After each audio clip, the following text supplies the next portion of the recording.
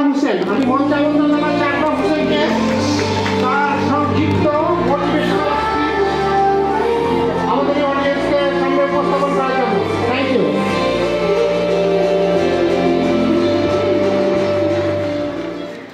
আসসালামু আলাইকুম। পরিচয় দিয়ে আমি মোহাম্মদ আকরাম হোসেন, আমার হোম ডিস্ট্রিক্ট হচ্ছে রাজবাড়িতে। ডিএক্সএনে আছি প্রায় 4.5 বছর, পজিশন ডাবল ডায়মন্ড। ধন্যবাদ জানাবো আমাদের সাথে উপস্থিত আছেন আমাদের আইএমডি স্যার। সবাই ছাড়া একটা করতালি দেই। চমৎকার একটা সেশন আজকে আমি উপভোগ করেছি। এরপর ধন্যবাদ জানাবো আজকে বাংলাদেশের কোন লিডার্স কিন্তু যারা উপস্থিত আছেন এবং চমৎকার স্পিচ কিন্তু দিয়ে গেছেন। আমি প্রত্যেকের কথা খুব মনোযোগ সহকারে শুনেছি এবং প্রত্যেকটা কথাই গুরুত্বপূর্ণ এবং প্রত্যেকটা ধাপে আমাদের কাজে লাগবে। সবার জন্য একটা করতালি, সবার জন্য। আচ্ছা, করতালি দিচ্ছেন, টাকা লাগছে কারণ আজকে আপনি অন্যজনকে দিবেন, কালকে আপনাকে কেউ না কেউ দিবে। তো এখন বিষয় হচ্ছে, দেখেন আমরা যারা ডিএক্সএন এর সাথে আছি, আমরা সারাদিন প্রোগ্রাম করবো, বাট যাওয়ার আগে একটা মেসেজ নিয়ে যাওয়ার দরকার আছে না নাই? নাকি শুধু অন্যের জন্য করতালি দিয়ে যাবো, আমার জন্য করতালি দরকার আছে না নাই? নিজেদের মানে নিজেদের জন্য করতালি দরকার আছে না? তাহলে কি করতে হবে? আমাদের ছবিটার ব্যানার আসতে হবে, তাই না? আজকে আমরা একটা বেলা এখানে ছিলাম, তবে যাওয়ার আগে একটা মেসেজ নিয়ে যেতে হবে আমাদেরকে। আমরা যে বিজনেসে কাজ করি, এটাকে এক এক দেশে এক এক নামে বলে। এটার নাম হচ্ছে ডিরেক্ট সেলিং সিস্টেম, এটার নাম নেটওয়ার্ক মার্কেটিং বিজনেস, আর কোনো কোনো দেশে বলা হয় হোম বেসড বিজনেস। কি বলা হয়? Home based business. আসলে আমাদের বিজনেসটা হোম বেস। আপুরাও করতে পারবে, ভাইয়াও করতে পারে। হোম বেস কি কারণে? এটা আমি বি প্র্যাকটিক্যাল। সেটা হচ্ছে আমি 2020 জুন মাসে দিয়ে এখানে যুক্ত হই অনলাইনের মাধ্যমে। আমার আপলাইন সাধারণ ভাই, তা আমার বাসা রাজবাড়ি, তার বাসা ফেনীতে। ফেসবুকে পরিচয় হয়ে আমার ডিএক্সএন আইডি ওপেন হয় এবং আমি তখন ছিল লকডাউন। এই ঘরে বসে আমি কাজ করেছি। একটা দিনের জন্য আমি বাসা থেকে বের হই নাই, ঘর থেকে বের হই নাই, অফিসে যাই নাই, কোনো লিডারের সাথে সাক্ষাৎ হয় নাই। তাহলে বিজনেসটা কি হোম বেস না? বাসা থেকে বের না হয়েও কি বিজনেসটা করা যায় না? যায়। তার মানে আমি কিন্তু করেছি এবং এই যে বিজনেসটা করলাম, আমি ঘরে বসে ট্রেনিং করেছি, ঘরে বসে ইনভাইট করেছি, ঘরে বসে টিম তৈরি করেছি, ঘরে বসে প্রোডাক্ট পারচেস করেছি। বিভিন্ন জেলা থেকে প্রোডাক্ট অর্ডার করতাম, কুরিয়ার আমার বাসা চলে যেত। এইভাবে কাজ করে 3 মাসে স্টার এজেন্ট, 5 মাসে রুবি, 7 মাসে ডায়মন্ড। এবং যেই মাসে ডায়মন্ড কমপ্লিট করছি ওই মাসে আমার ইনকাম ছিল 1 লাখ টাকা। কিন্তু মজার বিষয়, আজকে 4.5 বছর, এই এক মাসেও আজকে 4.5 বছর, 7 মাস পর থেকে আজ অব্দি 1 লক্ষ টাকার নিচে ইনকাম যায় নাই। তাহলে বিজনেসটা কি হোম বেস বিজনেস না? অর্থাৎ 4.5 বছরই আমি কিন্তু ঘরে বসে বিজনেস করেছি। গত 2025 জানুয়ারি মাস থেকে আমি বিভিন্ন জেলায় টিম করার চেষ্টা করছি এবং যাওয়ার চেষ্টা করছি অফলাইনে। তাহলে এবং শুধু আমি একা অনলাইনে করেছি, হোম বেস করেছি তা কিন্তু না। আমার টিমে যারা আছে, আপনারা অবশ্যই সবাই ভালো করছেন, ব্যানারে যারা আছে সবাই ভালো করছে। অবশ্যই ভালো করার কারণেই আজকে এখানে তাদের ছবি আসছে। কিন্তু আমি সবার বায়োডাটা হয়তো জানি না। কিন্তু আমার টিমে 2টা মেয়ে আছে, একটা হচ্ছে শাহনাজ রহমতুল্লাহ, একটা হচ্ছে অরণ্য আফসার। বিশ্বাস করেন, একটা মানুষের ইচ্ছা শক্তি কোথায় নিয়ে যেতে পারে। এবং তারাও অনলাইনে জয়েন।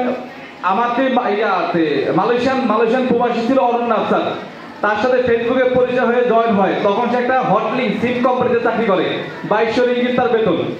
এবং সে ডিটারমাইন্ড হয়ে বিজনেসটা শুরু করে সিরিয়াসলি চাকরির পাশাপাশি। এই সিমটা ধারে ধারে গিয়ে বিক্রি করা লাগতো, মার্কেটে গিয়ে ওই কাজও করতো, রাতে এসে ডিএক্সএন করতো।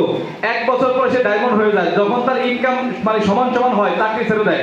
এখন তার প্রত্যেক মাসে ইনকাম 4000, 4500 রিঙ্গিত। এবং এখন সে চাকরি করে না, কিন্তু থাকে মালয়েশিয়াতে, বিজনেস করে ডিএক্সএন।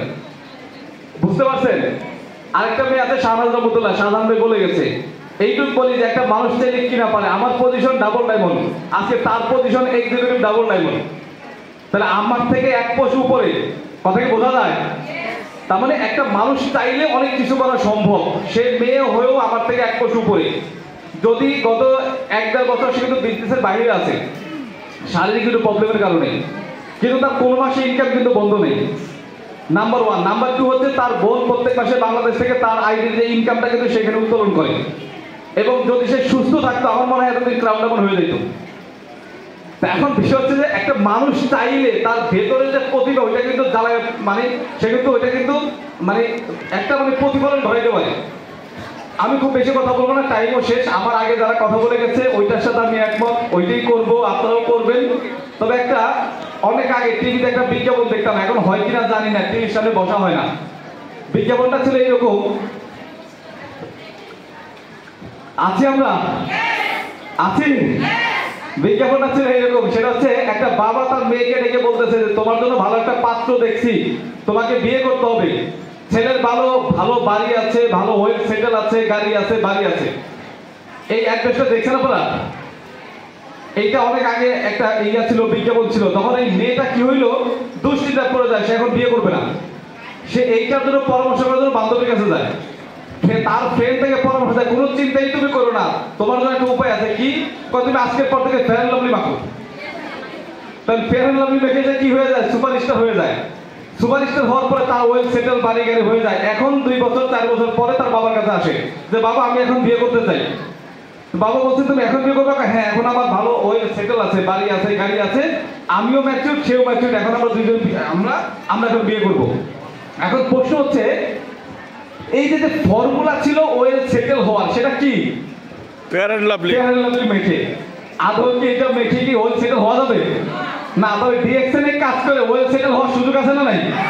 আমরা চাইলে কি ওয়েল সেটেল হতে পারবো? যারা বিয়ে করে ফেলেছেন ওকে ধন্যবাদ, আর যারা এখনো করেন নাই সুযোগ আছে না নাই?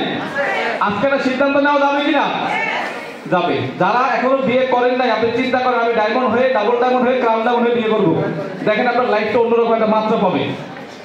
আর যারা যারা অলরেডি ম্যারিড, আমি তাদেরকে জাস্ট একটা পরামর্শ দিয়ে আলোচনা শেষ। এখন বাংলাদেশের প্রেক্ষাপটে ম্যাক্সিমাম আমার মানে 60, 70 বা 80% মহিলারা কিন্তু বাজারে যায় শপিং করার জন্য, যায় না? যায় কিনা?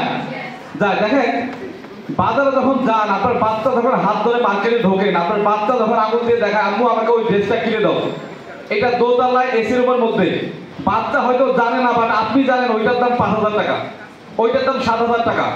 আপনি মুচকি একটা হাসি দিয়ে বাচ্চাকে বলেন বাবা ওইটা ভালো না, চলো আমি এই মানে এই দিকে যাই, এই দিকে একটা ভালো আছে। কি করছেন? ফুটপাতে নিয়ে গেছেন, ব্যানের উপর থেকে একটা জামা 200 টাকা দিয়ে কিনে দিচ্ছেন। আচ্ছা বলেন তো, 200 টাকার জামা পেয়ে আপনার বাচ্চা খুশি, কিন্তু এজ এ মা হিসাবে আপনি কি খুশি? এই ফেসটা কি, এই যে প্রবলেম, এটাকে ফেস করতে হয় কার? বাবাকে না মাকে? বাবা তো 2000 টাকা দিয়ে আপনাকে মার্কেটে পাঠিয়ে দিয়েছে, কিন্তু শপিং হবে কি হবে না আপনি ফেস করছেন। তাহলে আপনার বাচ্চার মুখে হাসি ফোটানোর দায়িত্ব কার? আপনার। আপনি চাইলে আগামী 2টা বছর কাজ করে আপনার ফ্যামিলির মুখে এক্সট্রা একটা ইনকাম দিতে পারেন, আপনার বাচ্চার মুখে হাসি ফোটাইতে পারেন। পারেন কিনা? আমরা কি পারবো? আমরা আমার ফ্যামিলিকে সুখে রাখতে পারবো? জি। তো যে যে অবস্থান থেকে আসছেন সিদ্ধান্ত নেন, কাজ করেন, ভালো কিছু করা সম্ভব। ধন্যবাদ সবাইকে।